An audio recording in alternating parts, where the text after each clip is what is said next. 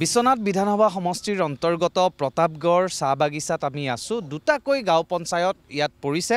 এটা হৈছে বৰপথাৰ আৰু আনটো হৈছে মুখৰগড়। এই দুখনকৈ গাঁও পঞ্চায়ত আছে আৰু বাগানৰ যিসকল ইয়াত লোক আছে তেওঁলোক আমাৰ সৈতে এই মুহূৰ্তত উপস্থিত আছে। পঞ্চায়তৰ বিষয়ে তেওঁলোকৰ সৈতে আমি আলোচনা কৰিম। প্ৰথমে আপোনাৰ পৰা পঞ্চায়ত নিৰ্বাচন যিহেতু আহিছে, আপোনালোকৰ অভাৱ অভিযোগ কি আছে সেই বিষয়ে আমি জানিব বিচাৰিছোঁ। হয়, মই চাহ বাগিচাৰ পৰাই বিলং কৰোঁ। যেতিয়া চাহ জনগোষ্ঠীৰ ৰাইজৰ হৈ বিভিন্ন সময়ত আমি মাত মাতি আহিছোঁ আৰু যিহেতু স্থানীয় চাহ বাগিচা ৰাইজৰ হিচাপে মই দেখিবলৈ পাইছোঁ, সচেতন যুৱক হিচাপে, যে বিজেপি চৰকাৰে যিবিলাক প্ৰতিশ্ৰুতি দিছিলে চাহ জনগোষ্ঠীৰ ৰাইজক, চাহ শ্ৰমিক ৰাইজক, এই প্ৰতিশ্ৰুতিবিলাক আজি পৰ্যন্ত মানে পূৰণ কৰা নাই। 10 বছৰ উকলি গ'ল আৰু চৰকাৰখনৰ আমি দেখিবলৈ পাইছোঁ যে যেনেকৈ ধাৰ ঋণ কৰি পেলাই চৰকাৰখন পৰিচালনা কৰি আছে, এই চৰকাৰখনক ৰাইজে কি বিশ্বাসত ভোট দিব? যি মানে চৰকাৰটো নিজেই পৰিচালনা কৰিব পৰা নাই আৰু চৰকাৰখনে যে ৰাইজক কেনেকৈ পৰিচালনা কৰিব, প্ৰথম কথা। দ্বিতীয় কথা, যিহেতু পঞ্চায়তী ৰাজত আমি দুৰ্নীতিমুক্ত অসম যি মানে তেখেতসকলৰ যিটো শ্লোগান, আমি দেখিবলৈ পাইছোঁ যে এতিয়াও পঞ্চায়তৰ যিবিলাক নেতাই ঘৰ নিৰ্মাণ কৰিছে, PM যিবিলাক যোজনা যিবিলাক কৰিছে, এইবিলাক আধৰুৱা হৈ আছে, দৰ্জা নাই, খিৰিকী নাই, এনেকৈ কৰিছে। তো তেখেতসকলে এনেকুৱা দুৰ্নীতি কেলেংকাৰীত মানে ইহঁতে লিপ্ত হৈছে। এই চৰকাৰখনক ৰাইজে কেনেধৰণে ভোট দিব এইটো আমি সন্দেহ প্ৰকাশ কৰিছোঁ। আৰু যিহেতু চৰকাৰখনে বিভিন্ন সময়ত মহিলাসকলক দেখিবলৈ পাইছোঁ কিবা অমৃত কলহ যাত্ৰা এনেকুৱা কৰি পেলাই তিনিটা ইলেকশ্যন পাৰ কৰিলে। অমৃত কলহ যাত্ৰাৰ নামত চৰকাৰখনে যোৱা বিধানসভাৰ সময়ত মহিলাসকলক ৰঙা শাৰী পিন্ধাই পেলাই তেনেকুৱা যাত্ৰা কৰিলে। তাততো 10,000 টকা আজি পৰ্যন্ত নিদিলে। তাৰপিছত আহি গ'ল বৃক্ষৰোপণ। কিমান মহিলাসকলে ফটো, কিবা পাছবুক জেৰক্স, পান কাৰ্ড, আধাৰ কাৰ্ড, বিভিন্ন ধৰণৰ তেখেতসকলক লৈ পেলাই পঞ্চায়ত অফিচ, BDO অফিচত গৈ পেলাই, ব্লক অফিচত গৈ পেলাই জমা দিলে, কিন্তু আজিলৈকে 10,000 টকা নিদিলে।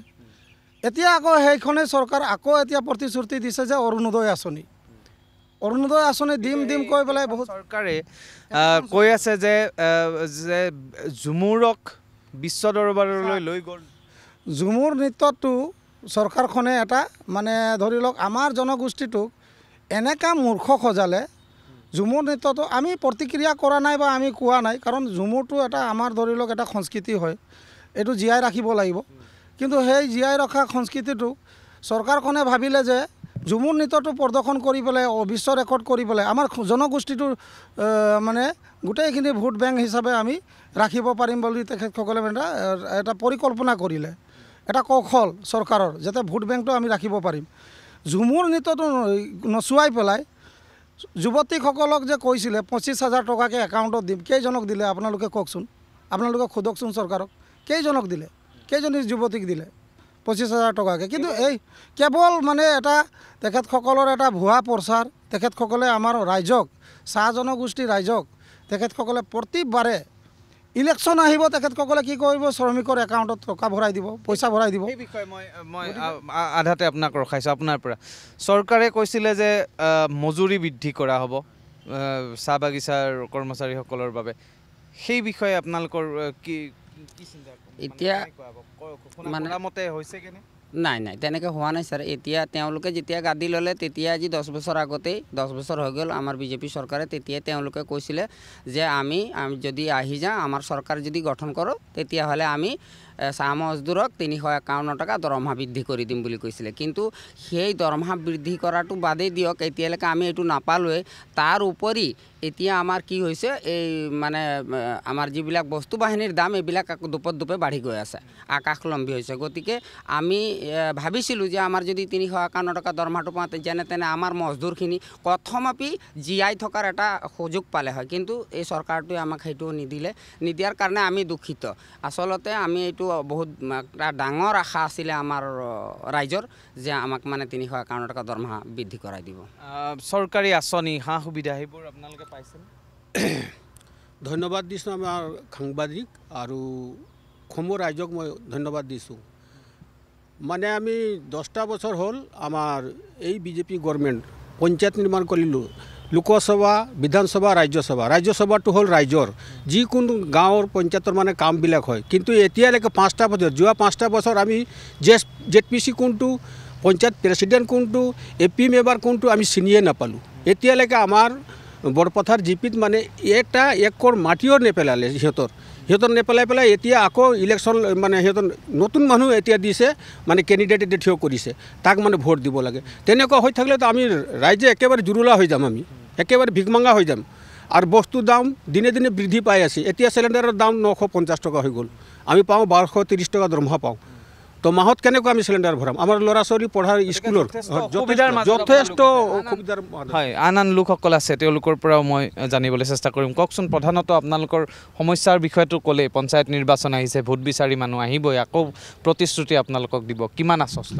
হয় যেহেতু আমি অসম শ্ৰেণীৰ ছাত্ৰ সন্থাই দেখি আহিছোঁ যে বিজেপি চৰকাৰখন যিখিনি প্ৰতিশ্ৰুতি দিয়াৰ কথা কৈছিল যেনেধৰণে আমাৰ চাহ বাগিচা অঞ্চলত ST দিয়াৰ কথা কৈছিল লগতে আমাৰ মাটি পট্টা দিয়াৰ কথা কৈছিল কিন্তু এতিয়ালৈকে আমি মানে সেই প্ৰতিশ্ৰুতিখিনি পূৰণ হোৱা দেখা নাপালোঁ তো লগতে আৰু কিছুমান সমস্যা আছে বিজেপি চৰকাৰখনে কাম কৰিছে নকৰা কিন্তু এনেকুৱা কিছুমান কাম কৰিছে ৰাইজ মানে হাৰাশাস্তি খাবলগীয়া হৈছে ধৰি লওক এতিয়া আমাৰ চাহ বাগিচা অঞ্চলৰ শ্ৰমিকসকলে এতিয়া ধৰি লওক হাজিৰা বৃদ্ধি কৰাৰ কথা কৈছে সেই এতিয়া 200-250 টকা হাজিৰা এতিয়া 250 টকাত যেনেকৈ বস্তু বাহানিৰ দাম বাঢ়িছে কিনিয়ে খাব নে ল'ৰা ছোৱালীক পঢ়ুৱাবই তো তেনেকুৱা সমস্যাত মানে ভুক্তভোগী হ'ব লাগিছে তো যিহেতু আমি অসম শ্ৰেণীৰ ছাত্ৰ সন্থা হিচাপে আমি ৰাইজক এটাই অনুৰোধ কৰিব যিহেতু এতিয়া পঞ্চায়ত ইলেকশ্যন তো ৰাইজে যাতে বিবেক ভোট দিব বুলি আমি এটা মই সামৰিব লাগিব আপোনাৰ পৰা অন্তিমটো কি আশা কৰিব এই পঞ্চায়ত নিৰ্বাচনৰ আমি আশা কৰিম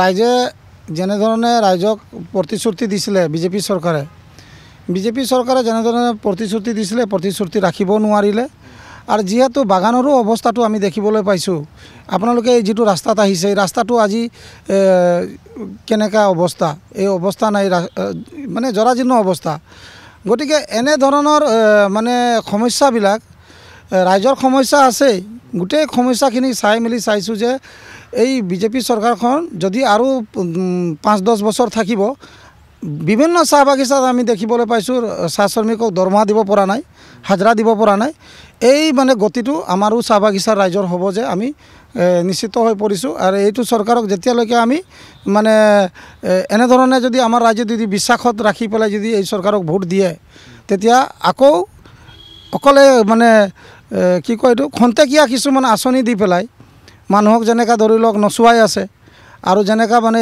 অৰুণোদয় আঁচনি এই আঁচনিবিলাকে আমাৰ ভৱিষ্যত নহয় মানে আমাৰ ল'ৰা ছোৱালীৰ ভৱিষ্যত নহয় আমাৰ জীৱনটো আমাৰ চাহ শ্ৰমিকৰ মানে ভৱিষ্যতৰ কাৰণে এটা সংকটজনক এটা মানে দেখিবলৈ পাইছোঁ আমি যাতে আমি ৰাইজক কওঁ যে ৰাইজে বিবেক ভোট দি পেলাই চিন্তা চৰ্চা কৰি পেলাই ভোট দিব যাতে এইটোৱে আমি আশা কৰোঁ এয়া পঞ্চায়ত নিৰ্বাচনক লৈ তেওঁলোকৰ ক'বলগীয়াখিনি তেওঁলোকে ক'লে বিভিন্ন অভাৱ অভিযোগ আছে সেয়া পূৰ নকৰা প্ৰতিশ্ৰুতি দিয়াৰ পাছতো চৰকাৰৰ বিৰুদ্ধে পূৰ নকৰাৰ তেওঁলোকে অভিযোগ উত্থাপন কৰিছে আৰু পঞ্চায়ত নিৰ্বাচনক লৈ তেওঁলোকে এইবাৰো আশা কৰিছে যাতে তেওঁলোকৰ সমস্যাখিনি শীঘ্ৰে দূৰ হয় বাট পথৰ মেৰামতিৰ পৰা উন্নয়নৰ পৰা তেওঁলোকে চৰকাৰী আঁচনি যাতে পৰ্যাপ্ত তেওঁলোকে পায় তেওঁলোকৰ মজুৰি যাতে প্ৰতিশ্ৰুতি কৰা মতে চৰকাৰে বৃদ্ধি কৰে এনে বিভিন্ন প্ৰসংগক লৈ তেওঁলোকৰ সমস্যাখিনি বিৱৰি ক'লে আৰু পঞ্চায়ত নিৰ্বাচনৰ পাছত চৰকাৰৰ পৰা তেওঁলোকে আশা কৰিছে যে শীঘ্ৰেই চৰকাৰে তেওঁলোকৰ সমস্যা সমাধানত গুৰুত্ব প্ৰদান কৰিব